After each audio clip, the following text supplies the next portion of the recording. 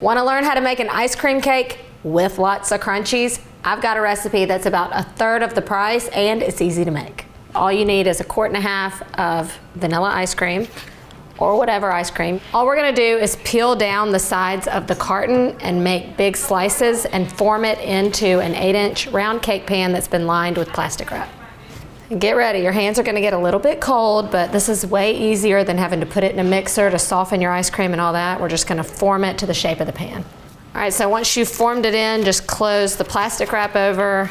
Then you're going to want to pop this in the freezer for at least an hour, just so it gets nice and firm, and then we'll build our cake. Of course, I'm going to start with a box cake mix because it's not about the cake, it's about the ice cream. No special tricks here, just follow the recipe on the box. I'm going to pour this into an 8-inch round cake pan. This box mix will actually make 2 round cakes, so you can use one for this recipe and freeze one for one down the road.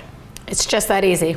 All right, my cake is out of the oven. Gonna let that cool while we work on the crunchies. I think you're either team Baskin-Robbins, which is like cake and ice cream, or team Carvel, which is like just ice cream and crunchies. I think why not have both? So that's what we'll do.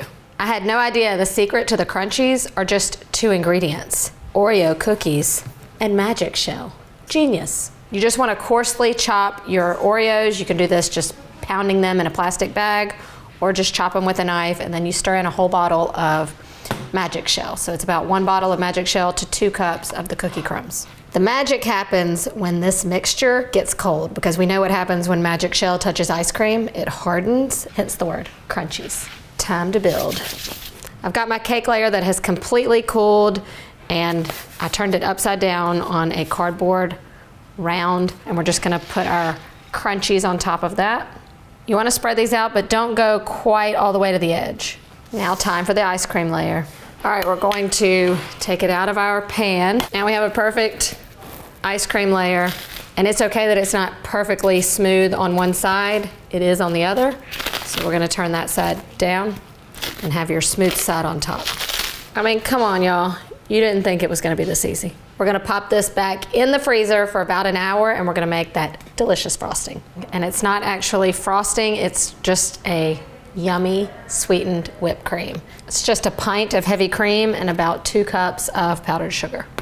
You're gonna go pretty thick, a little bit thicker than you would if you were just whipping cream to top on a dessert. Nice and sturdy. It's the perfect frosting. All right, here we go. Right onto our frozen cake.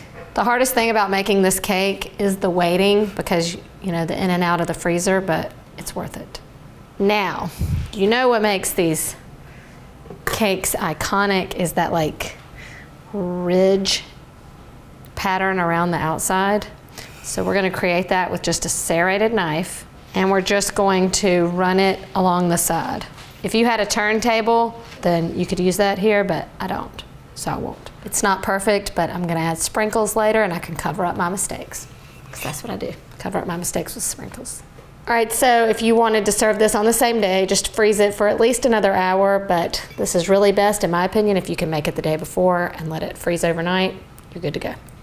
Time for the finishing touches. For my finishing touches, you could just leave it like this. You could pipe on a little more of that whipped cream frosting, or you can do what I did, which is buy a can of plain white frosting and color it whatever color you want. It has to match your shirt. Has to match my shirt.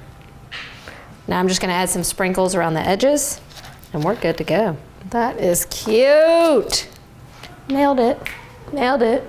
Nailed the ice cream cake. Okay, it's all finished, and I don't know that I've been this proud of something I've made in a long time. Let's cut into it, shall we? Here's a tip. Get your knife hot with some hot water before slicing into it so that it'll just cut right down. Oh, I mean, look at this. Perfection. All 3 layers, all 4 delicious components. The cake, the crunchies, the ice cream, the frosting. This is the perfect bite all in one slice. You know what time it is.